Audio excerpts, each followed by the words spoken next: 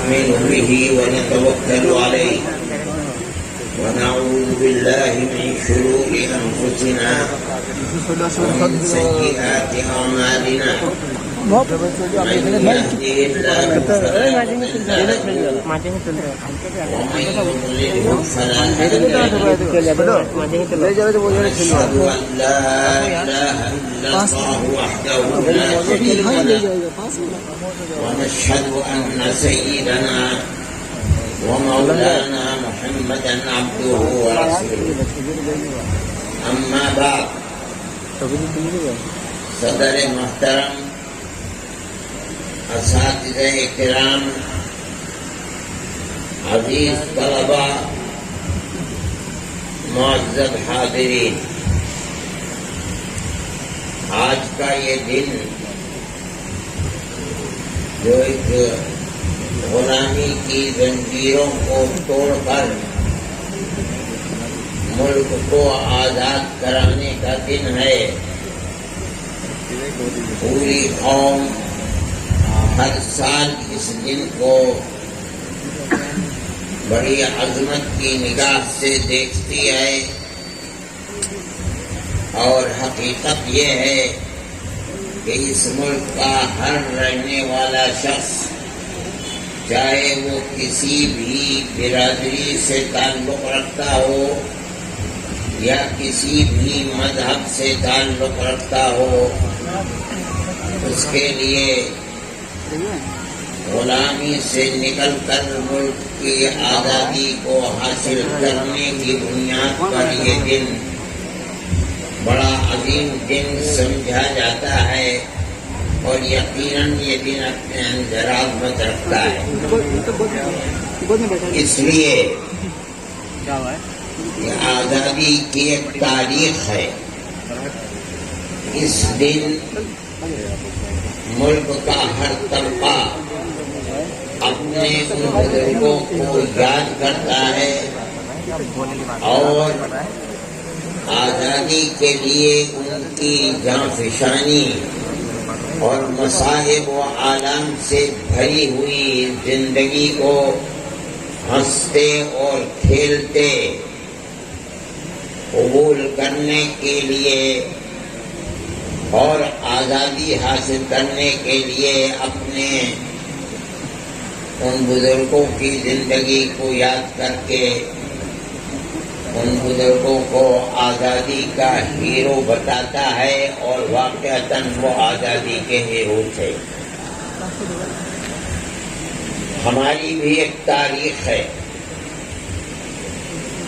اور ہم یہ سمجھتے ہیں کہ ہماری تاریخ ملک کی آزادی میں سب سے پہلی ملک کی آزادی کے لیے سب سے پہلی آواز نکالنے والے سب سے پہلے جانفشانی کو قبول کرنے والے ان سورماؤں کی تاریخ ہے جن کی مثال آزادی وطن کے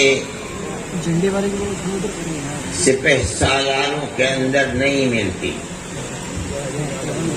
سب سے پہلی آواز آزادی کی نکالنے والے اور ملک کی آزادی کے لیے جہاد آزادی وطن کا نعرہ دینے والے سب سے پہلے علماء ہیں.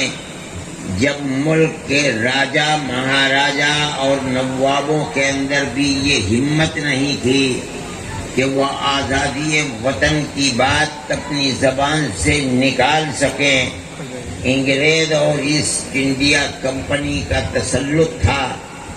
انہی لوگوں نے آوازیں نکالی ہیں جو مسجد کے رہنے والے اور مدرسوں کے فرش کے اوپر بیٹھ کر قال اللہ قال الرسول کا درس دینے والے تھے.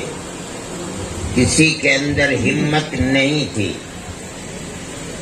میں یہ بات کہہ رہا ہوں، میں زبان سے نہیں کہہ رہا ہوں، بلکہ تاریخ کو اگر آپ پڑھیں گے تو آپ کو یہ محسوس ہوگا کہ میں جو بات کہہ رہا ہوں وہی بات صحیح ہے.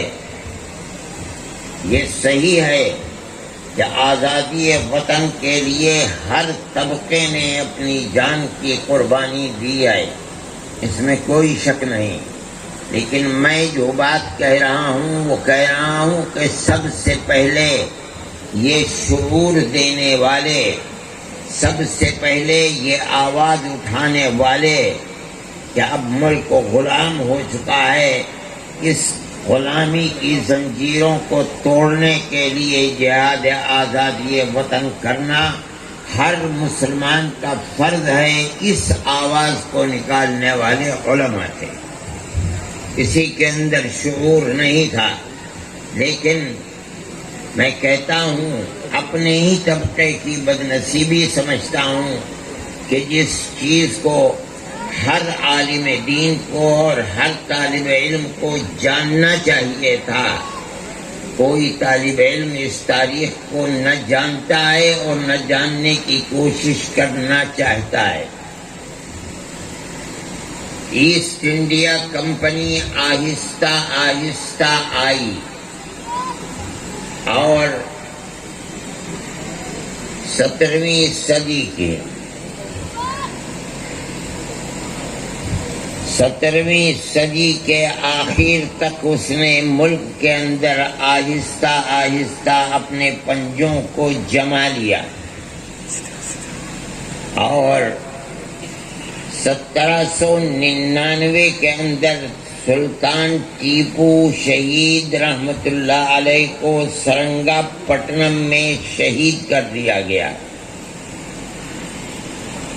ہندوستان کے راجا مہاراجا بہت تھے، لیکن جس کو انگریز اپنے لیے کانٹا سمجھتا تھا وہ صرف اور صرف سلطان ٹیپو شہید تھے رحمت اللہ علیہ۔ اپنوں کی غداری، خود وہ لوگ جو ان کے ٹکڑوں کے اوپر پلتے ہوئے تھے، میر صادق اور دوسرے لوگوں نے غداری کی اور انگریز کے ٹکڑوں کے اوپر پل رہے تھے، اس لیے ان کی غداری سے سلطان کو شہید کر دیا گیا۔ 1799 کے اندر جب سلطان ٹیپو شہید ہو گئے تو ان کی لاش پر کھڑے ہو کر کے انگریز جنرل نے یہ بات کہی تھی کہ آج ہندوستان ہمارا ہے۔ جب تک سلطان ٹیپو زندہ تھے اس وقت تک یہ کہنے کی ہمت اور جرأت ایسٹ انڈیا کمپنی کے اندر نہیں تھی،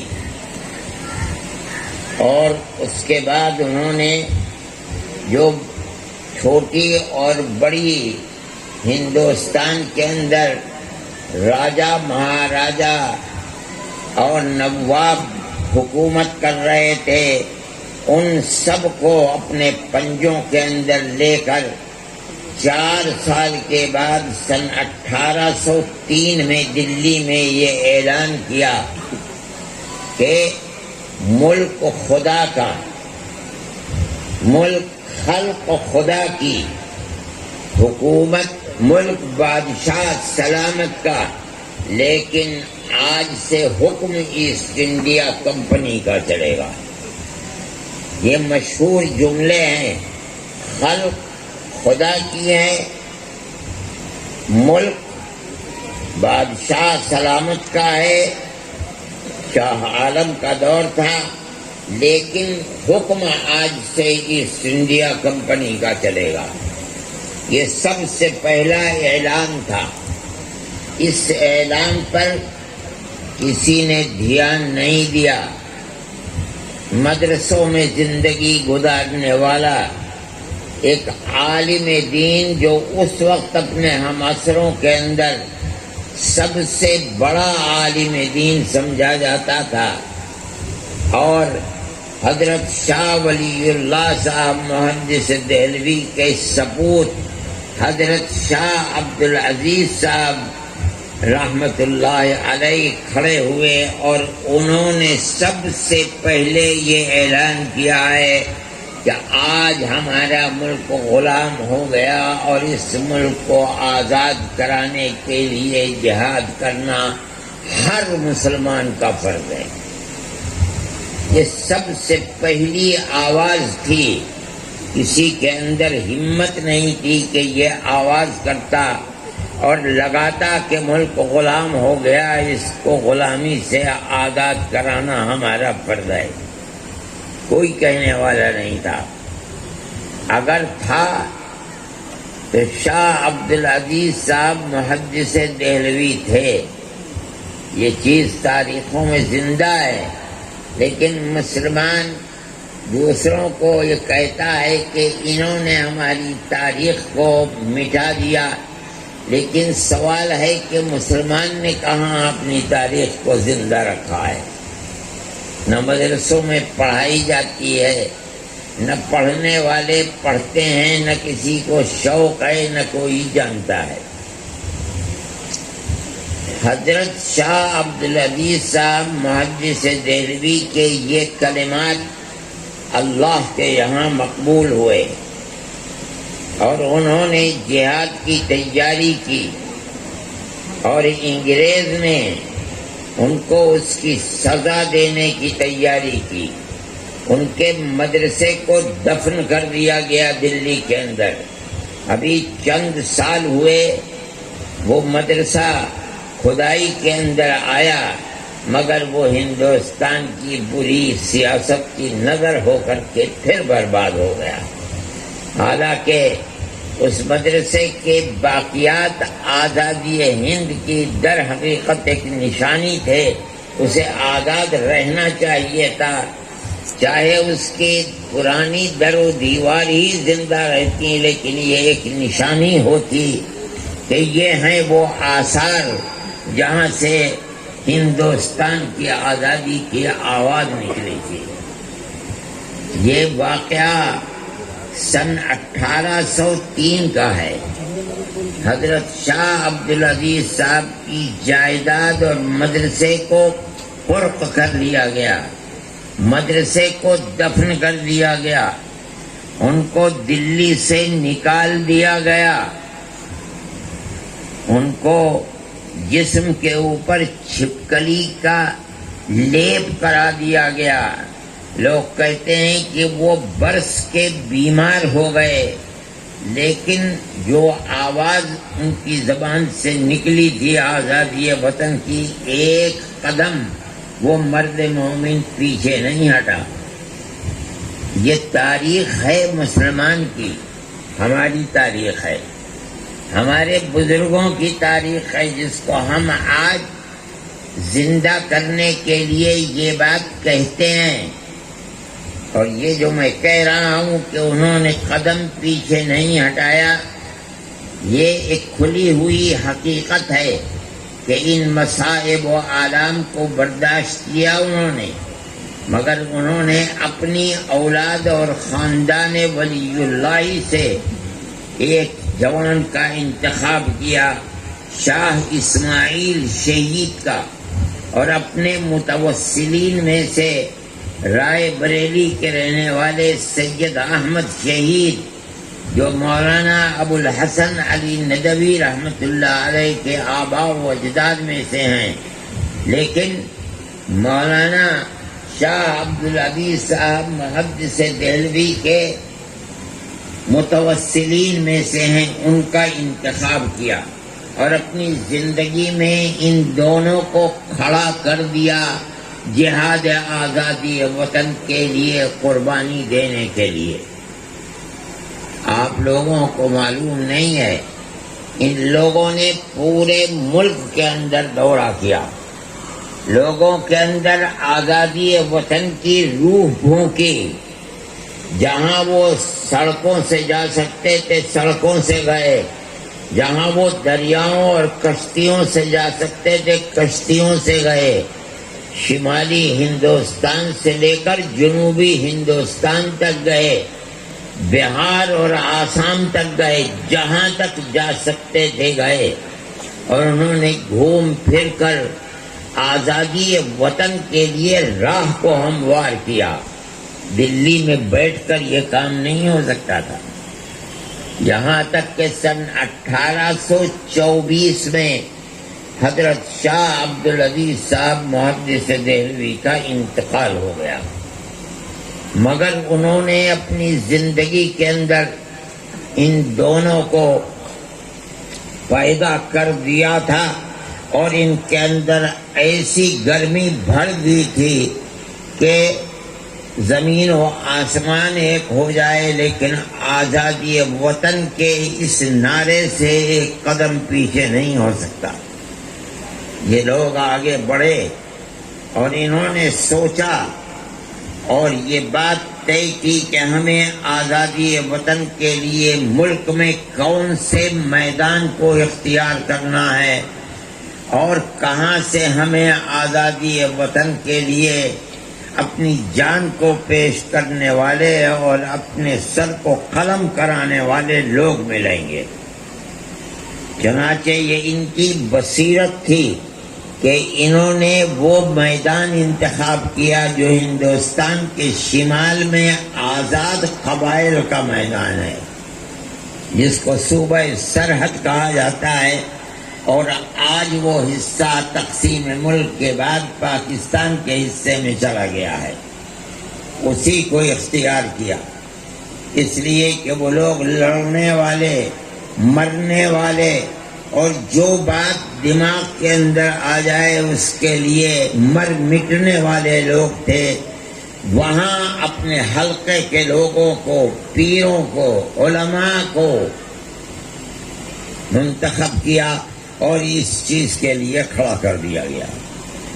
چنانچہ ان دونوں حضرات نے حضرت شاہ عبدالعزیز صاحب محدث دہلوی کے بعد میدان جنگ انتخاب کرنے کے لیے مجاہدین آزادی کو جو یہاں ان کی بات سے متفق ہو گئے تھے، ان کو لیا اور کوچ کر کے صوبہ سرحد کی طرف پہنچے، اور وہاں جا کر انہوں نے انگریز کی مخالفت کے لیے سرگرمیاں شروع کر دیں، انگریز اور انگریز کے ہم نوا لوگوں کے ساتھ۔ چنانچہ جنگ آزادی شروع ہو گئی، اور یہ بات محسوس ہونے لگی کہ جنگ آزادی کے لیے جس حلقے کا انتخاب کیا گیا ہے یہ انتہائی موزوں حلقہ ہے۔ وہاں انگریز اور انگریز کے ہم نواؤں کے ساتھ لڑتے لڑتے سن 1931 کے اندر یہ پہلا جہاد آزادی ہے۔ لوگ سمجھتے ہیں کہ جہاد آزادی سن 1857 کا جہاد آزادی پہلا ہے، مگر یہ بھول ہے، تاریخ سے ناواقفیت ہے۔ سب سے پہلا جہاد آزادی سن 1831 کا ہے، جو بالا کوٹ کے میدان میں ہوا ہے۔ وہ حصہ بھی پاکستان ہی کے اندر چلا گیا، اور وہاں ان دونوں حضرات کی قبریں موجود ہیں، اور وہیں یہ دونوں شہید ہوئے ہیں۔ مسلمان اہل مدارس، طلباء اپنے بزرگوں کی اس تاریخ سے ناواقف ہیں، حالانکہ جو قوم اپنے آباء و اجداد کی اس تاریخ سے ناواقف ہے جن سے ملک کی آبیاری ہوئی ہے، اس قوم کا مستقبل کبھی تابناک ہو نہیں سکتا۔ انہیں معلوم ہی نہیں کہ ملک کے اوپر ان کا حق کیا ہے، لیکن اس بات کو سمجھنا چاہیے کہ اس وقت تک سن 1831 کے جہاد تک میدان میں تنہا علماء اور مسلمان ہیں، کوئی دوسرا ان کے ساتھ شریک نہیں ہے۔ یہ میں بات کہہ رہا ہوں اور حقیقت کہہ رہا ہوں۔ آپ اگر تاریخ کو پڑھیں گے تو یوں چٹ پھٹ لوگ آپ کو مل جائیں گے. حضرت شاہ صاحب کی فوج کے اندر بھی بڑے بڑے عہدوں کے اوپر غیر مسلم تھے، مگر آزادی کی جو ایک عمومی تحریک ہے اس کے اندر تنہا مسلمان تھا. غیر مسلم برائے نام کے چٹکیوں میں انگلیوں کے اوپر گنے جا سکتے تھے. وہاں ناکامی ہوئی ان کی شہادت کے بعد. پھر یہ لوگ بیٹھے نہیں، جو علماء صادق پور ان کے ساتھ تھے. بہار پٹنے سے بالکل لگا ہوا، اب تو پٹنے کے اندر آ گیا. یہاں علماء صادق پور رہنے والے تھے. انہوں نے آزاد قبائل کے اس علاقے کو چھوڑا نہیں، وہ وہیں رہے اور انگریز کے ساتھ لڑتے مرتے رہے. 31 سے لے کر 42 یا 45 تک برابر لڑتے رہے، مرتے رہے، یہاں تک کہ وہ تحریک گویا کہ لگنے لگا کہ اس علاقے میں ختم ہو گئی. لیکن جو لوگ بالا کوٹ کے میدان سے شکست کے بعد واپس آئے، انہوں نے یہاں آ کر کے یہ نہیں کیا کہ نامرادی کا شکار ہو کر کے اپنے گھر میں بیٹھ گئے ہوں، بلکہ انہوں نے مجاہدین آزادی کو پھر جمع کرنا شروع کر دیا. اپنے ساتھ غیر مسلموں کو بھی لیا اور یہ سمجھا کہ آزادی وطن کی تحریک میں کامیابی تنہا مسلمانوں کی جاں فروشی سے نہیں ہو سکتی. چنانچہ باغپت کے اندر جو رئیس تھے باغپت کے یا راجا تھے، وہ اور دوسرے لوگوں کو ساتھ لے کر کے تقریباً 31 سے لے کر 26 سال تک سن 1857 تک برابر کوشش کرنے کے بعد پھر 1857 کے اندر آزادی وطن کی جہاد آزادی وطن کے شعلے کو پھر گرم کیا. یہ دوسرا جہاد ہے. اس کے اندر اب تھوڑے بہت برادران وطن شریک ہوئے ہیں. میں یہ بات کہہ رہا ہوں، اگر تاریخ کو صحیح طریقے کے اوپر پڑھا جائے گا تو پتہ چلے گا. انگریز نے یہ 1857 میں طے کر لیا کہ جب تک علماء اس ملک میں زندہ ہیں اس وقت تک ملک کے اندر چین و سکون سے حکومت نہیں کی جا سکتی. اس لیے اس نے آزادی کے ساتھ اعلان کر دیا 1857 کے بعد کہ عالم دین کی کوئی قید نہیں ہے. جس کے چہرے کے اوپر داڑھی اور لباس عالمانہ ہو اس کو قتل کر دیا جائے. روز روشن مستقبل اور روح روشن مستقبل یہ کتابیں ہیں، آپ ان کو پڑھیے. ہو سکتا ہے دارالعلوم کے کتب خانوں کے اندر بھی ہو. سن 1857 میں علماء کی ناکامی کے بعد، جس میں ہمارے اکابر حضرت گنگوہی اور حضرت نانوتوی، پیر زامن شہید حاجی امداد اللہ صاحب مہاجر مکی، یہ سب لوگ شریک تھے. اور حضرت گنگوہی رحمت اللہ علیہ تو گرفتار بھی ہو گئے تھے اور جیل میں رہے، اور اس کی توقع ہرگز نہیں تھی کہ وہ زندہ جیل بھر کے پھانسی پر لٹکا دیے جائیں گے. تو خدا کی قدرت ہے کہ وہ پھر زندہ رہے اور باہر آ گئے. یہ لوگ اس جہاد میں 1857 کے شریک تھے. ناکامی کے بعد جو دلی کے اندر جو مرکز تھا اسلامی حکومت کا، جہاں بادشاہ رہا کرتا تھا، سنہا دلی کے اندر 33,000 علماء کو قتل کیا گیا 1857 میں. اور ان کی لاشوں کو اور سروں کو لال قلعے سے لے کر جامع مسجد تک جتنے درخت تھے ان کے اوپر لٹکایا گیا. یہ مسلمان کی تاریخ ہے جس سے مسلمان خود نہ آشنا اور نہ واقف ہے. یہ علماء کی تاریخ ہے. علماء خود ناواقف ہیں، انہیں نہیں معلوم کہ ان کے آباء و اجداد نے اپنے اس ملک کی آزادی کے لیے کیا قربانیاں دی ہیں اور تاریخ کے اندر ان کا کیا مقام ہے. نہیں جانتا مسلمان. 33,000 مسلمانوں کو چند دنوں کے اندر قتل کر کے، اور جتنے درخت تھے لال قلعے سے لے کر کے اور جامع مسجد تک ان پر ان کی لاشوں کو لٹکا دیا گیا. یہ سبق دینے کے لیے اور بتانے کے لیے کہ جب تک اس ملک کے اندر علماء زندہ ہیں اس وقت تک حکومت ہماری قائم نہیں ہو سکتی. تاریخ کو پڑھیے. میرٹھ کے اندر جن 151 لوگوں کو تختہ دار پر چڑھا کر پھانسی دی گئی ہے، ان میں اکثریت علماء کی تھی.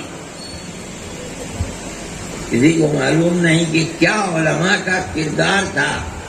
تمہارے آباء و اجداد کا کیا کردار تھا تمہیں خود پتہ نہیں ہے. یہ جو قرب و جوار کے دیوبند میں پھلاس اور سانپلا یہ جو گاؤں ہیں، ان گاؤں والوں کو ان میں سب میں آگ لگا دی گئی تھی. اس وقت تک یہاں مکان پختہ تھوڑے ہی ہوتے تھے دیہاتوں کے اندر، پھوس کے مکانات ہوا. ان سب کو غدار وطن سمجھا گیا. کیوں؟ علماء کے ساتھ تھے. اور کون علماء؟ جو انگریز کی جڑ کھودنا چاہتے تھے اور ملک کو آزاد کرانا چاہتے تھے. یہ ہمارے علماء کا کردار ہے. آج ملک آزاد ہوا، آج کے دن کی آزادی ہے. لوگ ان جیالوں کو یاد کرتے ہیں جنہوں نے ملک کی آزادی کے لیے قربانی دیا. ہمیں بھی اس کا حق پہنچتا ہے کہ ہم یاد کریں ان کو. ہمیں یاد کرنا چاہیے. ہم سال بھر اس چیز کو نہیں کرتے، حالانکہ ان کی یہ کہ ان کی تاریخ ملک کے نصاب تعلیم کے اندر ہونی چاہیے. لیکن یہ ہماری بدقسمتی ہے کہ ان کو اس طرح بھلا دیا گیا کہ ہم آج اگر ان کو یاد بھی کرتے ہیں تو ایک اچنبھا معلوم ہوتا ہے، حالانکہ وہ ایک ایسی حقیقت ہے جو ناقابل انکار ہے. میرے بھائی، اس کو یاد کرنا چاہیے، یاد رکھنا چاہیے، پڑھنا چاہیے، پڑھانا چاہیے. اگر آپ اپنے آباء و اجداد کی تاریخ اور اپنے بزرگوں کی تاریخ سے ناواقف ہوں گے، آپ کبھی عزت نفس کے ساتھ ملک میں زندہ نہیں رہ سکتے. یہ تو دنیا کا قانون ہے. کوئی اگر نہیں لیتا ان کے نام کو، نلے چولہے بھاڑ میں جائے. ہم تو اپنے آباء و اجداد کے نام کو یاد کرتے ہیں، ہم تو ان کی تاریخ کو زندہ کرتے ہیں. ہم تو کہتے ہیں کہ ملک کی آزادی کے صحرا انہی کے سر کے اوپر ہے، اس لیے کہ سب سے پہلی آواز اٹھانے والے آزادی وطن کے وہی لوگ تھے. میرے بھائی، اس بات کو سمجھنا چاہیے کس طریقے پر انہوں نے قربانی دی ہے. میں ایک بات ہے جو پہلے مجھے کہنی چاہیے تھی. حضرت سید احمد شہید اور حضرت شاہ اسماعیل شہید نے جو دورے کیے ہیں، ان دوروں کے اندر غازی پور بھی گئے ہیں وہ. اور غازی پور کی یہ تاریخ تھی کہ وہاں کے ایک نواب نے اپنا ایک بیٹا ان کے سپرد کیا، اور اس زمانے کے اندر 1,00,000 چاندی کا روپیہ آزادی وطن کے جہاد کے لیے ان کو دیا، اور یہ کہا کہ میں مولانا آپ کو اپنا بیٹا دے رہا ہوں. اور میرے دل میں تمنا یہ ہے کہ جس طرح حضرت ابراہیم علیہ نبینا علیہ الصلوۃ والتسلیم نے اپنے بیٹے کی گردن پر چھری چڑھائی تھی، اسی طرح آزادی وطن کے لیے میرے اس بیٹے کی گردن پر چھری چڑھائی.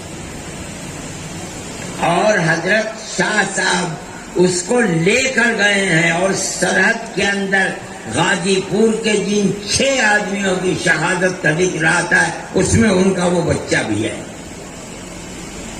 کون مائی کا لال ہے جو اپنی تاریخ کو اس طرح بیان کر دے گا؟ یہ ہمارے بزرگوں کی تاریخ ہے اس ملک کی آزادی کے لیے.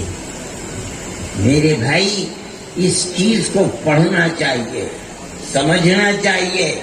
میں تو حضرت محترم صاحب سے کہتا ہوں اس تاریخ کو مرتب کرانا چاہیے اور مدارس کے نصاب تعلیم کے اندر اس کو داخل کرنا چاہیے تاکہ ہماری قوم، ہماری آنے والی نسلیں اپنے پوروجوں کی اس قربانی بھری زندگی کو جاننے اور پہچاننے والی ہوں. انہیں یہ پتہ چلے کہ انہوں نے اس ملک کی آزادی کے لیے کیا کیا ہے. میرے بھائی یہ ہماری ایک تاریخ ہے. پھر حضرت گنگوہی رحمت اللہ علیہ، میں نے کہا کہ وہ جیل میں چلے گئے. حضرت حاجی صاحب رحمت اللہ علیہ بوڑھے آدمی تھے. ان سب شاگردوں نے مل کر حاجی صاحب کو انگریز پیچھے پیچھے اور حاجی صاحب کو بچاتے بچاتے بچاتے بچاتے کشتی میں سوار کر کے ان کو ہندوستان سے مکہ معظمہ کے لیے ہجرت کرا دی. حضرت گنگوہی رحمت اللہ علیہ ملک کے اندر ان کے حق سے چڑھ گئے، وہ جیل چلے گئے. حضرت نانوتوی رحمت اللہ علیہ یہیں رہے لیکن ان کی گرفت کے اندر نہیں آ سکے. یہاں تک کہ 3 سال گزر گئے اور 3 سال کے بعد عام معافی کا اعلان ہو گیا. ان کو جیل سے باہر کیا گیا. حضرت نانوتوی رحمت اللہ علیہ آزاد اور وہ علماء جنہوں نے ان کے ساتھ 1857 کے جہاد کو برپا کیا تھا وہ سب آزاد ہو گئے. تو اب بیٹھ کر دیکھا دل میں جو آگ لگی ہوئی تھی آزادی وطن کی وہ بجھی نہیں. سوچا کہ پھر تیسری جہاد آزادی وطن کے لیے مجاہدین کو جمع کیا جائے. لیکن جب نظر ڈالی تو عام طریقے پر علماء کو مجاہدین آزادی کے ساتھ مشابہت کی بنیاد پر عام طریقے پر قتل کیا گیا. تو اب مجاہدین آزادی ختم ہو چکے تھے، نہیں تھے. کن کو جمع کیا جاتا؟ تیسرے جہاد کے لیے کن کو لا کر کفن بردوش کھڑا کیا جاتا؟ وہ تو لوگ ختم ہو گئے. تب دیکھیے ان لوگوں نے جمع ہو کر کے، یہ وہ لوگ تھے جو فقیر تھے، دولت مند نہیں تھے، مدرسوں کے پڑھے ہوئے تھے. ان لوگوں نے مجاہدین کو تیار کرنے کے لیے 1857 کے 9 سال کے بعد، آزادی کے 5 سال کے بعد، جب آزادی یعنی معافی کا اعلان ہو گیا، اس کے 5 سال کے بعد دارالعلوم دیوبند کی سن 1866 میں بنیاد رکھی ہے. حضرت شیخ الہند رحمت اللہ علیہ فرمایا کرتے تھے کہ میں جانتا ہوں کہ استاد محترم یعنی حضرت نانوتوی رحمت اللہ علیہ نے دارالعلوم کی بنیاد کس لیے رکھی تھی. کیا مطلب ہے؟ اشارہ تھا کہ بنیاد رکھی تھی اس لیے کہ جہاد آزادی وطن کے لیے 2 جہادوں کے اندر 31 اور 57 میں مجاہدین ختم ہو چکے. اب ضرورت ہے کسی ایسے کارخانے کی جہاں مجاہدین آزادی کو پیدا کیا جائے. اس کے لیے دارالعلوم دیوبند تھا. نہیں جانتے اس تاریخ کو. چنانچہ دارالعلوم دیوبند کی بنیاد رکھی گئی. اللہ نے قبولیت عطا فرمائی اور وہ قبولیت کس بنیاد کے اوپر؟ یہ تو غریب لوگ تھے، فقیر لوگ تھے. قبولیت کی بنیاد یہ ہے کہ اگر آپ دارالعلوم کی بالکل ابتدائی رودادیں جو محافظ خانے میں رکھی ہوئی ہیں، جو دارالعلوم کا بڑا قیمتی کروڑوں کروڑ کا سرمایہ ہے، اگر آپ ان رودادوں کو پڑھیں تو آپ کو یہ اندازہ ہوگا کہ جب سے دارالعلوم کھلا، جس سال سے ایسا معلوم ہوتا ہے کہ کسی اللہ کے بندے نے ساری دنیا کے کانوں میں ڈالا ہے کہ مرکز وہ سمرقند، بخارا، تاشقند، خراسان، ایران اور ہندوستان کے چپے چپے سے لوگ جمع ہو کر کے دارالعلوم کی طرف کشا کشا آنے لگے۔ کوئی اعلان نہیں کیا گیا تھا، اس زمانے کے اندر ٹیلی فون نہیں تھے، ریڈیو نہیں تھے، ٹیلی ویژن نہیں تھے، مگر یہ خدائی آواز تھی، جس آواز کی بنیاد پر طالبین حق اور جہاد کے لیے اپنی جان دینے والے لوگ، کون سا جہاد، ہندوستان کی آزادی کے جہاد کے لیے ہر جگہ سے آنے لگے اور آ کر کے سمٹنے لگے۔ دارالعلوم ایک مرکز بن گیا، اور چلا کون رہا ہے؟ انگریز نہیں چلا رہا ہے۔ انگریز کو یہ دعویٰ تھا کہ ہماری حکومت کے اندر سورج غروب نہیں کرتا۔ یہ تو فقیر لوگ تھے، ان کی کیا حکومت تھی؟ مگر اللہ نے ان کی حکومت اپنے خاص بندوں کے دلوں کے اندر پیدا کی تھی۔ یہ وہ حکومت تھی کہ جو در حقیقت حکومت ہے۔ انہوں نے قوم کو پیغام دیا کہ یہ مدرسہ ہے جو تمہاری آنے والی نسلوں کے دین و ایمان اور آزادی کے لیے یہاں لوگوں کو پڑھایا اور سکھایا جاتا ہے۔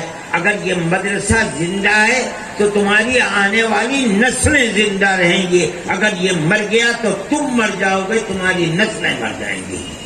قوم نے اس کو اٹھا لیا۔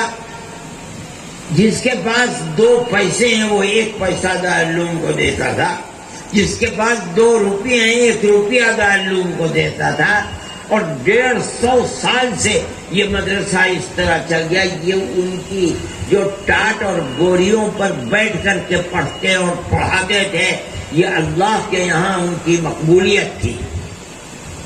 چنانچہ دارالعلوم چلنے لگا۔ ایک دارالعلوم، آج اس ایک دارالعلوم سے 50,000 دارالعلوم سارے ملک کے اندر نہیں، ساری دنیا کے اندر بنے ہوئے ہیں۔ امریکہ میں چلے جاؤ، وہاں لوگ پڑھا رہے ہیں، ادھر چلے جاؤ، آسٹریلیا میں چلے جاؤ، سوئٹزرلینڈ کے اندر چلے جاؤ، اور آگے ادھر شمال کے اندر چلے جاؤ، بخارا، سمرقند، تاشقند کے اندر چلے جاؤ، ادھر ترکی کے اندر چلے جاؤ۔ ابھی میں آ رہا تھا تو میرے پاس فون آیا کہ دارالعلوم کا فاضل ترکی سے آیا ہے۔ میں یہ کہتا ہوں کہ ساری دنیا میں جہاں چلے جاؤ، دین کا بول بالا اگر کرنے والے لوگ ہیں، یا بغیر واسطہ یا بال واسطہ، یا یہاں کے پڑھے ہوئے ہیں یا یہاں کے پڑھے ہوئے لوگوں نے جو مدرسے بنائے ہیں، ان مدرسوں کے پڑھے ہوئے اور دین کی خدمت کر رہے ہیں۔ میں افریقہ کی ان جگہوں کے اوپر جہاں آدمی جانور کی طرح رہتا ہے، ان جگہوں پر گیا، اور میں نے بچوں کا قرآن ایسا کہ میرے بچے ایسا قرآن نہیں پڑھتے ہیں۔ بھئی کہاں سے پڑھ کر گیا ہو؟ مدرسے کا نام لیا کہ دارالعلوم کے لوگوں نے مدرسہ بنایا تھا، ہم نے اس مدرسے میں پڑھا ہے، اور وہاں سے آ کر کے اپنے بچوں کو پڑھا رہے ہیں۔ میرے بھائی، دارالعلوم کی یہ قبولیت، اور پھر دارالعلوم نے ان افراد کو پیدا کیا، حضرت شیخ الہند رحمۃ اللہ علیہ کو پیدا کیا۔ استاد محترم حضرت نانوتوی رحمۃ اللہ علیہ نے جس مقصد کے لیے مدرسے کو بنایا تھا، سب سے بہترین فرد اکمل جو پیدا ہوا ہے وہ شیخ الہند رحمۃ اللہ علیہ ہے، مولانا محمود حسن صاحب دیوبندی رحمۃ اللہ علیہ۔ وہ شخص ہے جو اپنے علم کے ساتھ ساتھ آزادی وطن کے لیے ایسی اپنے سینے کے اندر آگ رکھتا تھا کہ وہ آگ کسی دوسرے آدمی کے اندر نظر نہیں آتی ہے۔ جو صوبجات متحدہ کا انگریز گورنر تھا مسٹر مسٹن، اس کا یہ قول مشہور ہے کہ شیخ الہند کو جلا کر اگر راکھ کر دیا جائے تو اس کی راکھ سے بھی انگریز کی عداوت اور دشمنی کی بو آئے گی۔ یہ تھے شیخ الہند۔ شیخ الہند نے اٹھ کر کے بل بغل بجانا شروع کر دیا، آزادی وطن کا، اور اپنے ان شاگردوں کو جنہیں یہاں تیار کیا تھا، انہوں نے ان کو اپنی آواز کا شریک بنایا، اپنا درد ان کے دلوں کے اندر تقسیم کر دیا اور ان کو لے کر کے میدان کے اندر نکل گئے۔ جب انہوں نے یہ محسوس کیا کہ اب میرا آنا اور نکلنا، انگریز کی مخالفت کرنا دارالعلوم کے لیے نقصان دہ ہو سکتا ہے، تو اس مرد مومن نے دارالعلوم سے علیحدگی اختیار کی، اپنے شاگردوں کے سپرد کیا اور باہر نکل کر میدان میں جا فروشی کی صورت کے اندر آ گئے۔ کون ہے جو تاریخ بتائے؟ کوئی دعویٰ کر سکتا ہے؟ شیخ الہند تنہا وہ آدمی ہے جس نے اپنی زندگی کے اندر انگریز کی حکومت کے خلاف آزاد حکومت قائم کی ہے۔ لوگ دعوے تو بڑے بڑے حلق سوچ جاتے ہیں کرنے والے، بتائیں کہ کہاں انگریز کی گورنمنٹ کے خلاف آزاد حکومت کس نے قائم کی ہے؟ شیخ الہند نے قائم کی۔ اپنے شاگرد عبید اللہ سندھی کو افغانستان بھیجا۔ افغان قوم کے خصوصیات سے واقف تھے، افغان علماء ان کے شاگرد تھے، وہ یہ جانتے تھے کہ یہ مسلمان قوم ایسی ہے کہ جو ایسی سرفروش قوم ہے کہ یہ کبھی کسی دوسرے کی حکومت کو قبول نہیں کر سکتی۔ آج بھی یہی صورتحال ہے۔ انہوں نے مولانا عبید اللہ سندھی کو افغانستان بھیجا، افغانستان بھیج کر انہوں نے وہاں آزاد حکومت قائم کی، اور کان کھول کر لوگ سنیں کہ انہوں نے اس آزاد حکومت کا جو صدر بنایا وہ مسلمان نہیں، راجہ مہندر سنگھ پرتاپ کو صدر بنایا اس کا۔ وہ لوگ ایسے نہیں تھے کہ ان کے دل کے اندر فرقہ پرستی ہو، وہ اس ملک کے عوام چاہے وہ کسی بھی مذہب سے تعلق رکھتے ہو، ان لوگوں کو اپنے سینے سے لگایا کرتے تھے۔ اور مولانا برکت اللہ، پھر اس کے بعد مولانا عبید اللہ سندھی وزیر خارجہ بنے، یہ وہ لوگ تھے کہ جنہوں نے ملک کی آزادی کے لیے قربت۔ کون ہے مائی کلال جو بتائے کہ اس نے انگریز کی حکومت کے خلاف ملک کو آزاد کرنے کے لیے کہیں ملک کے دنیا کے کسی کونے میں آزاد حکومت قائم کی ہو؟ اور پھر یہی نہیں کہ آزاد حکومت قائم کر کے چھوڑ دیا، بلکہ یہاں سے گئے، دارالعلوم کو چھوڑ دیا اور یہاں سے گئے حج کے نام کے اوپر۔ مقصد یہ نہیں تھا، مقصد یہ تھا کہ وہاں پہنچ کر کے اور ہم اس راستے سے خود افغانستان پہنچ جائیں اور اس حکومت کو زندہ بنائیں، اور اس راستے سے ہم صوبہ سرحد جس کو ہم نے میدان جنگ بنایا ہے ہم وہاں پہنچیں۔ ان لوگوں کی طرف سے یہ شکوہ آتا تھا کہ ہم لڑتے ہیں، ہمارے پاس گولہ بارود ختم ہو جاتا ہے، پھر ہم پیچھے ہٹ جاتے ہیں، تیاری کرتے ہیں، پھر گولہ بارود اپنے ہاتھ سے بنا کر رکھتے ہیں، مرتے ہیں اور مارتے ہیں۔ ہمیں ضرورت ہے اس بات کی کہ دنیا کا کوئی ملک ہمیں گولہ بارود مہیا کرے تو ہم انگریز کو شکست دے دیں گے۔ حضرت شیخ الہند رحمۃ اللہ علیہ اسی لیے گئے تھے۔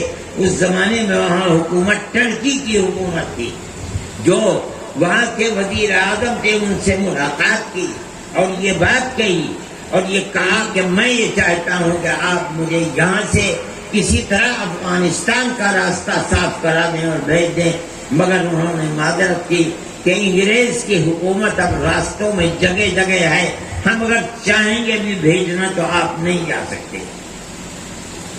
اسی درمیان میں انگریز کا آدمی مولانا کے ساتھ قدم قدم کے اوپر ہے، اور شیخ الہند رحمۃ اللہ علیہ کے اپنی زندگی کے نشیب و فراز اور جو وہ چاہتے ہیں اور کرتے ہیں ہر چیز انگریز تک پہنچ رہی ہے، یہاں تک کہ عالمی جنگ کا تنازع شروع ہو گیا اور مولانا طائف کے اندر اپنے ساتھیوں کے ساتھ تھے، اور طائف ہی سے شریف مکہ کا زمانہ تھا، گرفتار کرا دیا گیا، انگریز کے حوالے کر دیا گیا۔ اس کے بعد انگریز نے ان کو پہلے مصر بھیجا، وہاں بھی اس کی حکومت تھی، اور وہاں چند روز رکھ کر ان کے شاگرد اور ان سے الگ الگ بیانات لیے، اور بیانات لے کر کے پھر ان کو سب کو مالٹا جیل بھیج دیا۔ یہ تمہاری تاریخ ہے، تمہارے بزرگوں کی تاریخ ہے۔ حضرت مولانا وہاں بھی اپنی زندگی کے جو اصل آگ تھی انگریز کے خلاف وہ بجھی نہیں ہے۔ جب 3 سال 7 مہینے رہے اس قید بامشقت کے اندر، جس کے واقعات بڑے عجیب و غریب ہیں۔ حضرت رحمت اللہ علیہ مجھے سناتے تھے کہ میں نے حضرت شیخ الہند رحمت اللہ علیہ کو کھانے کے لیے کوئی ایسی چیز دی جس کا کھانا وہاں مشکل تھا، اور انگریز نے دیکھ لیا آپ کہاں سے ملی یہ چیز، تو قبل اس کے کہ حضرت شیخ الہند کا میں آگے بڑھا، میں نے کہا میں نے دی ہے۔ میں نے کہا آپ نے ہاتھ پھیلاؤ، میں نے ہاتھ پھیلایا، میرے اس ہاتھ کے اوپر اس نے 7 ہنٹر مارے، اور کسی چیز کے اوپر اسی طرح۔ یہ لوگ تو دیوانے تھے شیخ الہند کے، پتہ نہیں آپ لوگوں کو معلوم ہے یا نہیں، بڑی سردی ہوتی ہے مالٹا کے اندر، اور شیخ الہند رحمت اللہ علیہ کو صبح تہجد میں گرم پانی دینا ان لوگوں کی بہترین چاہت تھی۔ میں نے خود حضرت سے سنا ہے کہ آدھی رات میں ایک لوٹے میں پانی لے کر کے الٹا اس کے اوپر لیٹتا تھا، پیٹ کے نیچے رکھ کر کے، ظاہر نیند کا کیا مسئلہ تھا، اور میں پھر اس کے بعد اٹھتا تھا، سوتا تھا۔ مولانا عزیر گل صاحب دوسرے حضرت کے شاگرد تھے، پھر وہ سوتے رہتے تھے، وہ اٹھتے تھے اور وہ الٹے اس کے اوپر لیٹ جاتے تھے۔ تب صبح کو حضرت شیخ الہند رحمت اللہ علیہ کو نوایا پانی جس میں ٹھنڈک نہیں ہوتی تھی وضو کے لیے دیا جاتا تھا۔ فرماتے تھے مجھ سے جو وہاں کے قانون کے خلاف تھا، حضرت کو آرام پہنچانے کے لیے میں نے کیا، یہ مجھے یاد نہیں رہا کیا، مجھے 3 دن کی سزا دی گئی، اور وہ سزا یہ تھی کہ ایک ایسا کمرہ جس میں گھٹنوں تک کیچڑ بھرا ہوا تھا، اور ہر طرف سے کانٹے لگے ہوئے تھے خاردار لوہے کے، مجھے اس کے اندر کھڑا کر دیا گیا، بیٹھ نہیں سکتا تھا میں اس کے اندر، بالکل کسی طرف سے روشنی آنے کا صرف ایک چھوٹا سا سوراخ بیچ میں تھا، جب سورج استوا میں پہنچتا تھا تو وہاں سے روشنی آتی تھی۔ 3 دن تک مجھے اس کے اندر سزا دی گئی۔ یہ ان لوگوں کا یہ سب کچھ کس لیے تھا؟ آزادی وطن، کوئی مائی کا لال ہے، اس کا 10واں حصہ تو پیش کرے آزادی وطن کے لیے کیا کیا ہے۔ اور آج جو لوگ اقتدار اور حکومت کے اوپر ہیں انہیں تو ہوا بھی نہیں لگی ہے آزادی، وہ آزادی وطن کے وقت پیدا بھی نہیں ہوئے تھے، ان کی ماں نے انہیں جنا بھی نہیں تھا، وہ کیا جانے آزادی وطن کس چیز کا نام ہے۔ یہ ہمارے بزرگوں کی تاریخ۔ میرے بھائی اس تاریخ کو پڑھنا چاہیے، جاننا چاہیے، اور آپ سمجھیں جب اعلان ہو گیا آزادی وطن، ان لوگوں کے مالٹا کی جیل سے نہیں سمجھتے تھے کہ انہیں آزادی ملے گی، یہ سمجھتے تھے کہ ہمیں پھانسی ملے گی۔ خدا کی قدرت ہے 3 سال 7 مہینے کے بعد ان کو آزادی مل گئے کہ اب جاؤ۔ چنانچہ یہ لوگ وہاں سے کہاں ہوائی جہاز ہوتے تھے، اس وقت تو پانی کے جہاز تھے، ان کے اندر ان کو وہاں سے رخصت کیا گیا اور وہ یہاں آئے۔ جب یہاں آئے ہیں میں نے حضرت سے سنا ہے کہ جب ہم یہاں پہنچے ہیں تو بے شمار لوگ ہندوستان سے اور دلی سے حضرت شیخ الہند رحمت اللہ علیہ کو خیر مقدم کرنے کے لیے بمبئی پہنچے تھے. فرماتے تھے ان میں گاندھی جی بھی تھے اور عورتیں اور بچے. جدھر سے قافلہ جاتا تھا حضرت شیخ الہند رحمۃ اللہ علیہ کا کوٹوں کے اوپر چڑھ کر کے بمبئی میں دیکھتے تھے وہ ہے کون شیخ الہند. جو لوگ 3 سال 7 مہینے کی جیل کاٹ کر آئے ہیں. جب حضرت شیخ الہند رحمۃ اللہ علیہ کا جہاز گودی پر پہنچا، ابھی گودی پر پہنچنے سے پہلے ہوتا یہ تھا کہ جہاز کو گودی سے آدھا کلومیٹر 1 کلومیٹر پہلے روک دیا جاتا تھا. پھر اس کے بعد گودی کی صفائی کے بعد تب جہاز آتا تھا. جہاز جب وہاں رکا تو ریاست بہاولپور پاکستان میں ہے. اس کے سیکریٹری تھے نواب صاحب کے، ان کا نام تھا سر رحیم بخش. حضرت گنگوہی رحمۃ اللہ علیہ سے وابستہ لوگ تھے. اس وجہ سے حضرت شیخ الہند رحمۃ اللہ علیہ سے بھی، شیخ الہند تو ان کے تربیت یافتہ تھے، ان سے بھی تعلقات تھا. انگریز نے ان کو سر کا خطاب دے رکھا تھا. انگریز نے ان کو تیار کیا کہ قبل اس کے کہ یہ بھیڑ ہندوستان کی ان سے ملے اور ان کے ذہن پر اثر پڑے کہ میں کامیاب ہوں، مجھے انہی کے ساتھ رہنا ہے، پہلے جاؤ ان کے پاس اور ان کو آمادہ کرو اس بات کے لیے کہ وہ اب بوڑھے ہو گئے ہیں، قید اور مشقت کے بوجھ کو برداشت کر کے آئے ہیں، اب وہ چھوڑ کر کے تعلیم و تربیت کے اندر لگ جائیں. چنانچہ سر رحیم بخش سیڑھی لگوا کر کے ان کو کشتی میں بیٹھا کر کے وہاں جہاز تک لائے اور سیڑھی لگوا کر کے باندھ کر کے اس کے اوپر چڑھا کر شیخ الہند کے پاس بھیجا گیا. اور انہوں نے کہا کہ حضرت ایک خلق خدا حضرت گنگوہی رحمۃ اللہ علیہ کے بعد آپ سے وابستہ تھی، وہ چلے گئے دنیا سے. آپ مرکز بنے ہوئے تھے علم حدیث کا اور حاجی صاحب کے معنوی علوم کا مرکز آپ تھے. آپ کے بعد لوگ بے یار و مددگار ہو گئے. انگریز تو اپنی جگہ پر ہے، آپ نے اپنی عمر انگریز کی مخالفت میں لگا دی مگر انگریز کا کچھ بگڑا تو نہیں. اب آپ اسے چھوڑ دیجیے اور وہی قال اللہ قال الرسول کا درس لیجیے. یہ لوگ جو بالکل بے یار و مددگار ہیں، کہیں ان کو استفادے کے لیے جگہ تو ملے. اب آپ آئیے علم حدیث اور اس کے ساتھ ساتھ تصوف کے مراحل کو طے کرانے کے اندر لگ جائیں.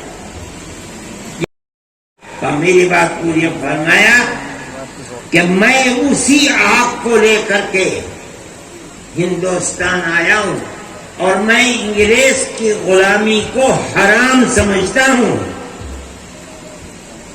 میں بوڑھا ہو گیا ہوں، اب چلنا پھرنا میرے بس کا نہیں ہے. اگر مجھ سے نہیں چلا جائے گا تو میں ایک چارپائی کے اوپر بیٹھ جاؤں گا اور اپنے شاگردوں سے کہوں گا کہ میری چارپائی کو اپنے کاندھوں پر اٹھا کر کے گاؤں در گاؤں لے کر کے جائیں اور میں ہر جگہ یہی اعلان کروں گا کہ انگریز کی غلامی حرام ہے. حضرت شیخ الہند، یہ تمہارے بزرگوں کی زندگی ہے، یہ تاریخ ہے. سر رحیم بخش خاموش ہو گئے. شیخ الہند آئے اور شیخ الہند نے اسی طرح اپنے سلسلے کو پھر شروع. مگر شیخ الہند بہت نہیں فارغ تھے، کمزور تھے اور مالٹا کی اس سرد ہواؤں نے، مالٹا تو بالکل برف ہے یورپ کے اندر، برداشت کرنے کی طاقت نہیں تھی ان کے اندر، جس نے ان کی صحت کو خراب کر دیا تھا. اور ہندوستان کے ہندو مسلمان ان کے اوپر جان دیتے تھے. اس زمانے میں مراد آباد ان کی تحریک کا مرکز تھا. چنانچہ مراد آباد گئے. میں نے اس زمانے کے لوگوں سے، جب میں مراد آباد میں تھا 40 سال پہلے، جو بوڑھے تھے، میں نے سنا ہے کہ حضرت شیخ الہند رحمۃ اللہ علیہ جب ریل سے اترے ہیں تو ان کے لیے بگی تھی اور اس کے اندر بڑے بڑے بانس لگے ہوئے تھے. اس کے اندر گھوڑے نہیں لگے، بلکہ ہزاروں ہندو اور مسلمان اس بنگی کو چلا کر کے حضرت شیخ الہند رحمۃ اللہ علیہ کی قیامگاہ تک لے کر کے آئے تھے. یہ ہندو اور مسلمان دونوں تھے. یہ تمہارے آباء و اجداد کی تاریخ ہے. حضرت شیخ الہند رحمۃ اللہ علیہ نے علماء کو جھنجھوڑا ہے، علماء کے اندر روح پھونکی ہے، ان کو آواز لگائی ہے. یہ آپ لوگوں کو معلوم نہیں کہ جیسے یہ آواز آنی شروع ہوئی کہ مالٹا کے قیدیوں کی رہائی کا وقت قریب ہے، حضرت شیخ الہند رحمۃ اللہ علیہ آئیں گے تو سوال پیدا ہوتا ہے کہ وہ پلیٹ فارم کہاں ہے جس پر شیخ الہند آ کر کے دوڑیں گے. تو حضرت مفتی اعظم مفتی کفایت اللہ صاحب رحمۃ اللہ علیہ نے سن 20 میں آئے ہیں. حضرت شیخ الہند رحمۃ 1920 میں چھوٹ کر 1919 کے اندر دلی میں علماء کو لے کر کے بیٹھے اور یہ کہ ایک جماعت ایسی بنانی چاہیے اور ایک ایسا پلیٹ فارم آزادی وطن کا ہونا چاہیے جو علماء کا ہو. چنانچہ بات طے ہو گئی اور ایک جلسہ رکھا گیا امرتسر میں. آج بھی وہ مسجد موجود ہے، خیر المنازل. امرتسر خیر المنازل ہی نام ہے. میں گیا ہوں ایک مرتبہ اس مسجد کے اندر، جامع مسجد ہے وہاں کے امرتسر کی. اس کے اندر ہی اجتماع طے ہوا کہ ہم سب تقسیم ملک تو ہوئی نہیں تھی امرتسر کے اندر. چنانچہ امرتسر گئے، وہاں لوگ بیٹھے اور بیٹھ کر جمعیت علماء کا قیام کیا. یہ وہ پلیٹ فارم ہے جس پر شیخ الہند رحمۃ اللہ علیہ آ کر کے آزادی وطن کے لیے اپنے شاگردوں کو لے کر کے دوڑے گے. اس کا عارضی صدر نہیں، عارضی صدر مفتی اعظم مفتی کفایت اللہ صاحب شیخ الہند رحمۃ اللہ علیہ کے شاگرد خاص کو بنایا گیا. پھر حضرت شیخ الہند رحمۃ اللہ علیہ آ گئے تو اس اجلاس کے بعد پہلا اجلاس ہوا دلی کے اندر، جس میں حضرت شیخ الہند رحمۃ اللہ علیہ بحیثیت مستقل صدر کے صدر رہے ہیں اور ان کا خطبہ صدارت ہے. لیکن شیخ الہند رحمۃ اللہ علیہ بیمار ہو چکے تھے اور اس خطبہ صدارت کو پڑھ نہیں سکے. 12 دن کے بعد حضرت شیخ الہند رحمۃ اللہ علیہ کا انتقال ہو گیا. اس خطبہ صدارت میں الفاظ میرے ذہن میں نہیں ہیں، لیکن آپ نے اس خطبہ صدارت کے اندر علماء کو جھنجھوڑ کر رکھ دیا. فرمایا کہ اسلام نظام اسلامی اپنے اندر زندگی کے تمام پہلوؤں کو لیے ہوئے ہے. سیاست، تعلیم، اقتصادیات، انفرادی احکام اور اجتماعی.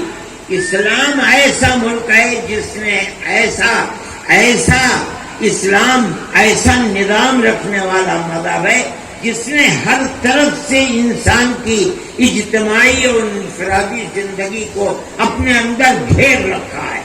اور اس کے بعد فرمایا جو لوگ مدرسوں میں رہ کر صرف پڑھنے پڑھانے کو اور چار دیواری میں بیٹھنے کو اسلامی زندگی کا مقصد سمجھتے ہیں، وہ اسلام کے دامن کے اوپر بدنما داغ لگا رہے ہیں.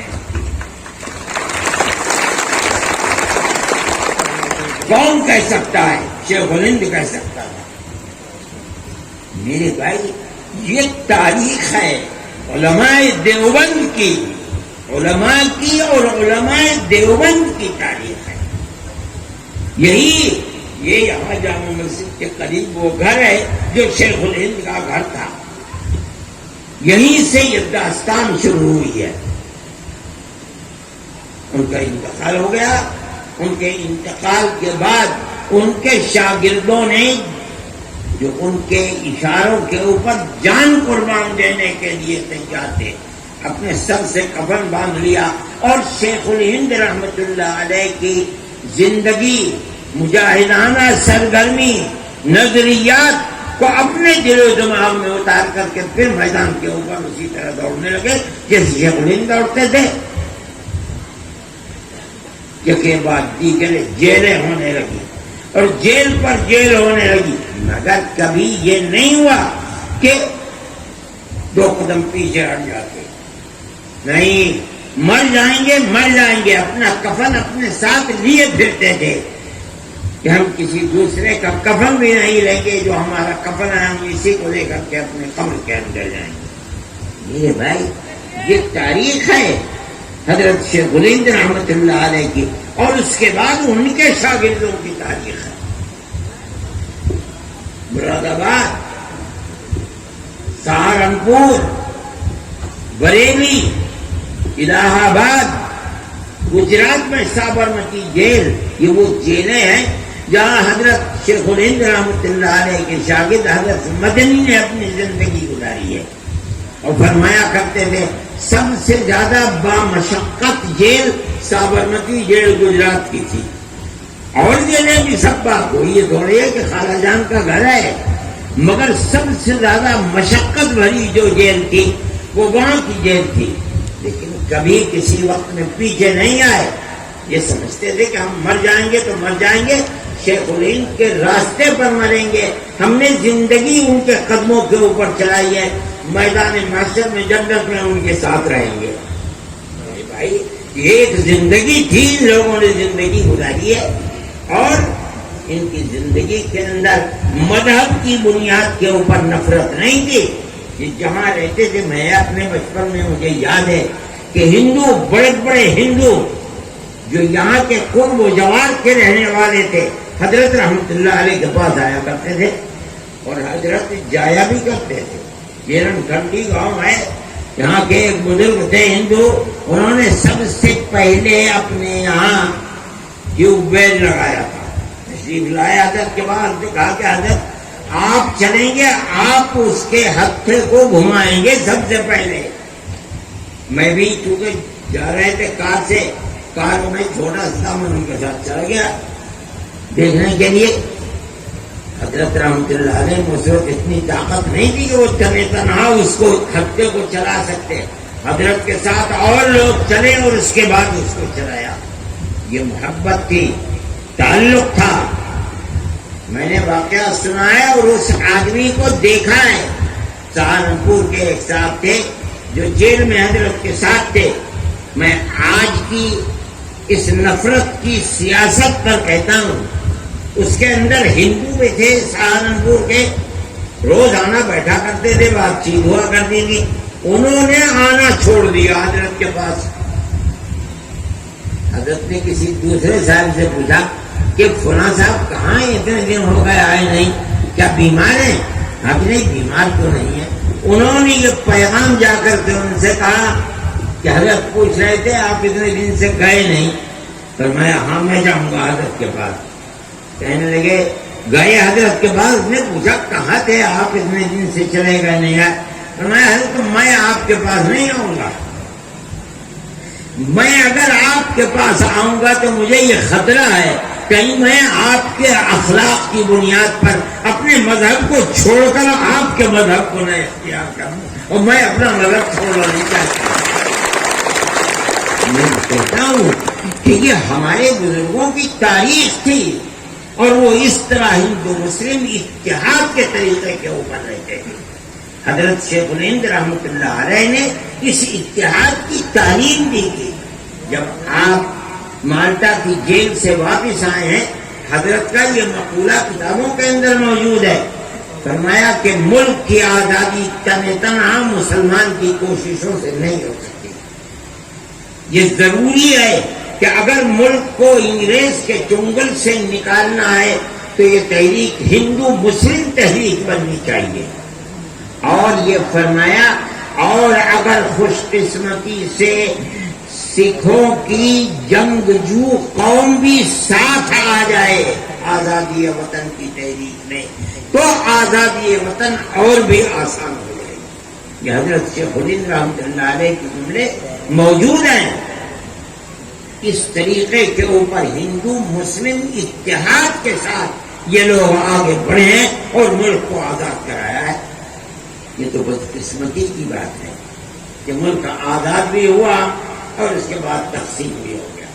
میرے بھائی اس تقسیم کی داستان کا کہنے کا یہ وقت نہیں ہے، لیکن یہ بربادی کا سبب بن گیا، پوری قوم کے لیے نہیں، میں کہتا ہوں ہندو مسلمان سب کے لیے۔ نہ یہ ملک اپنی آزادی پر کھائے، اقتصادیات میں برباد اور تباہ ہے۔ $1 کی قیمت 250 پاکستانی روپے ہے۔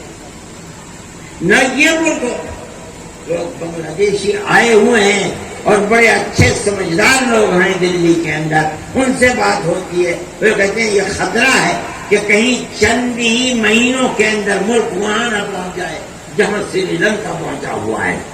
ہم اپنے اس ملک میں بیٹھے ہوئے ہیں، ہم یہ سمجھ رہے ہیں کہیں آنے والے دنوں کے اندر ہمارا بھی حشر یہی نہ ہو جائے۔ سارے ملک، 3 ملک، اگر یہ تینوں ملک متحد ہوتے تو آج یہ صورت نہ پیش آتی کہ چائنا سر پر کھڑا ہوا اور ہندوستان کے اندر گھس رہا ہے اور ہندوستان کی حکومت کچھ کر نہیں پا رہی ہے، اور اس کے جو بیٹھ کر کے بات چیت کرے، کوئی چیزیں چھپی ہوئی تو رہی ہیں، ڈھکی ہوئی تو رہی ہیں۔ اگر وہ طاقت ایک ہوتی تو آج روس اور چین کے ہم پلہ ہندوستان ہوتا، لیکن آج نہیں ہے۔ میرے بھائی یہ وہ صورت ہے جو ہماری تاریخ ہے، اور ہم یہ سمجھتے ہیں کہ اس تاریخ کا بہت بنیادی پہلو یہ ہے کہ ہندوستان کے اندر ان لوگوں نے مذہب کی بنیاد پر تفریق نہیں بلکہ انسانیت کی بنیاد پر سب کے ہاتھ کو پکڑا ہے اور پکڑ کر آزادی وطن کے لیے لے کر چلے۔ آج وہ قوم جس نے سب سے پہلے آزادی وطن کا نعرہ دیا تھا، آج وہی قوم دیش ورودھی کہی جاتی ہے۔ ان کے جوانوں کو پکڑا جاتا ہے۔ پورے ملک کے اندر تصویر مسلمان کی یہ ہے کہ ملک مخالف ہے۔ اس کی تاریخ کو تو پڑھو، اس نے کیا کیا ہے؟ ملک کا سب سے بڑا وفادار ہے، جس کے بزرگوں نے اپنی جان دی ہے، آج ان کی اولاد بھی ملک ورودھی کیسے ہو سکتی ہے؟ ملک کے ساتھ غداری وہ لوگ کر رہے ہیں جو محبت کی جگہ نفرت کو پیدا کر رہے ہیں، جو انسانیت کے نام پر نہیں ملک کو مذہب کے نام پر چلانا چاہتے ہیں، وہ ملک کو برباد کر رہے ہیں۔ یہ ملک کی بربادی، تنگی، غربت، افلاس یہ بتا رہا ہے کہ جس رخ کو سیاست کے تم نے اپنایا ہے وہ ملک کو دفن کرنے والا ہے، ملک کو چلانے والا نہیں ہے۔ اگر تم پیار و محبت کے ساتھ چلو گے تو یہ ملک چلے گا۔ جن لوگوں نے چلایا پیار و محبت کے ساتھ، انہوں نے سینکڑوں سال ملک کے اوپر حکومت کی ہے۔ تم نے ہمارے اکابر نے پیش کی ہے، وہ پیار و محبت کی زندگی ہے۔ جو تم پیش کر رہے ہیں وہ نفرت کی سیاست ہے، ملک کی بربادی کی سیاست ہے، امن و امان اور چین و سکون کی سیاست نہیں ہے۔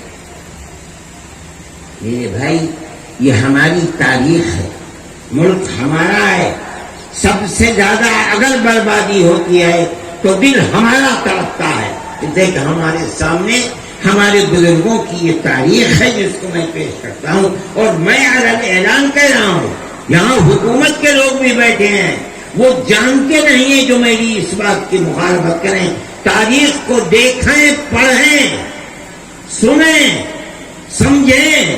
میں جو کہہ رہا ہوں ایک ایک حرف میرا صحیح ہے، دیکھ کر کہہ رہا ہوں، پڑھ کر کہہ رہا ہوں، اس خانوادے سے تعلق رکھتا ہوں جس خانوادے نے اپنی زندگی کے 8-9 سال جیلوں کے اندر گزارے ہیں، میرا باپ جیل کے اندر گیا اور 9-10 سال گزارے، میرا چچا بھائی مالٹا کی جیل کے اندر رہا، اس نے اپنی زندگی گزاری ہے۔ کون مائی کا لال ہے؟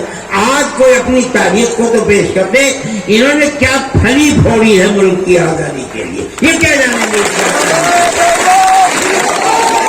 کوئی ملک کی وفاداری تھوڑی ہے کہ ترنگا جھنڈے لے کر کے 1,00,000 2 لاکھ کروڑ 2 کروڑ تقسیم کرا دو، یہ ملک کے ہیرو بن گئے۔ نہیں، یہ بات نہیں ہے۔ یہ بتاؤ کہ آزادی وطن کے لیے کیا پاپڑ بیلے؟ ہم نے پاپڑ بیلے ہیں، ہم جانتے ہیں کہ کسے کہتے ہیں۔ جیل کی مصیبتیں ہم نے برداشت کی ہیں۔ دارالعلوم کا یہ قیام آزادی وطن کے لیے کیا گیا ہے۔ جو آج کا فرقہ پرست اس کو مخالفت کرتا ہے وہ پاگل ہے، دیوانہ ہے، وہ جانتا نہیں کہ دارالعلوم کی در و دیوار سے آزادی وطن کے لیے کیا آواز نکل رہی ہے، جانتے ہیں۔ میرے بھائی، یہ ہماری تاریخ ہے۔ میں اس تاریخ کو آپ کے سامنے پیش کرنے کے لیے میں نے یہ سمجھا، میں نہیں پیش کرتا تو مودودی صاحب نے مجھے مجبور کیا تھا کہ نہیں اس کو کرو، اس کو کہو۔ میں نے یہ بات کہی ہے اور میں کہہ رہا ہوں، مجھے فخر ہے، یہ فخر ہے کہ تو آج آپ آزادی وطن کے لیے آواز نہ اٹھاتے، اور اگر آپ نے آواز اٹھاتی ہے اٹھائیے، تو جس طرح آپ کو یہ حق ہے کہ آپ آزادی وطن کے اپنے سورماؤں کا ذکر، مجھے یہ حق ہے کہ میں اپنے سورماؤں کا ذکر کروں، اور میں یہ سمجھتا ہوں کہ انہوں نے جس زندگی کو پیش کیا ہے آپ اس زندگی کی تصویر کو پیش نہیں کر سکتے۔ میرے بھائی، وقت بھی کافی ہو چکا ہے۔